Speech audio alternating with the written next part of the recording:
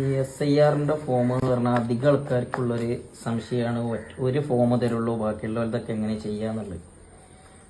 ഒരു ഫോമല്ല തരിക.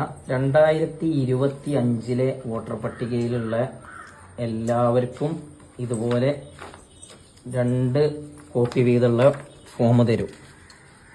ഇതെന്താ ചെയ്യേണ്ടതെന്ന് വെച്ചാൽ, ഒന്നാമത്തെ ഈ കോളത്തിൽ ഇയാളെ ഫുൾ ഡീറ്റെയിൽസും കാര്യങ്ങളും, ഇപ്പക്കത്തെ ഡീറ്റെയിൽസും കാര്യങ്ങളും എഴുതുക.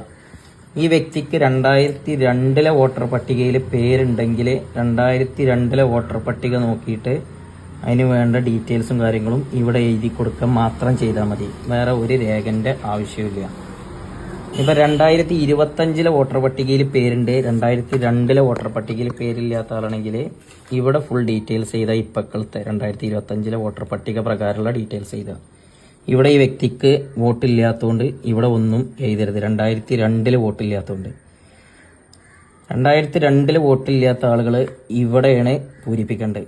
ഇവിടെ പൂരിപ്പിക്കേണ്ടത് എന്താണെന്ന് വെച്ചാൽ, 2002 വോട്ടർ പട്ടികയിൽ ഈ വ്യക്തിൻ്റെ പിതാവ്, മാതാവ് ഇവരുടെ ആരെങ്കിലും ഡീറ്റെയിൽസ് എഴുതി കൊടുക്കുക. ആ ഡീറ്റെയിൽസ് പിതാവിനും മാതാവിനും വോട്ടില്ല എന്നുണ്ടെങ്കിൽ പിതാവിൻ്റെ സഹോദരനോ അങ്ങനെ ആർക്കെങ്കിലും രക്തബന്ധത്തിൽപ്പെട്ട ആരുടെയെങ്കിലും ഒരു ഡീറ്റെയിൽസ് എഴുതി കൊടുക്കുകയാണ് വേണ്ടത്.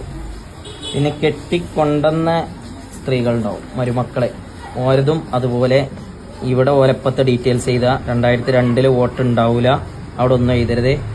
ഇവിടെ ചെയ്യുമ്പോൾ ശ്രദ്ധിക്കേണ്ട കാര്യം എന്താ വെച്ചാൽ, ഭാര്യയാണെങ്കിൽ ഭാര്യൻ്റെ പിതാവിൻ്റെയോ മാതാവിൻ്റെയോ 2002 വോട്ടർ പട്ടികയിലെ ഡീറ്റെയിൽസ് ആണ് എഴുതേണ്ടത്. ഒരിക്കലും ഭർത്താവിൻ്റെ വോട്ടർ പട്ടികയിലെ ഡീറ്റെയിൽസ് അല്ല എഴുതേണ്ടത്.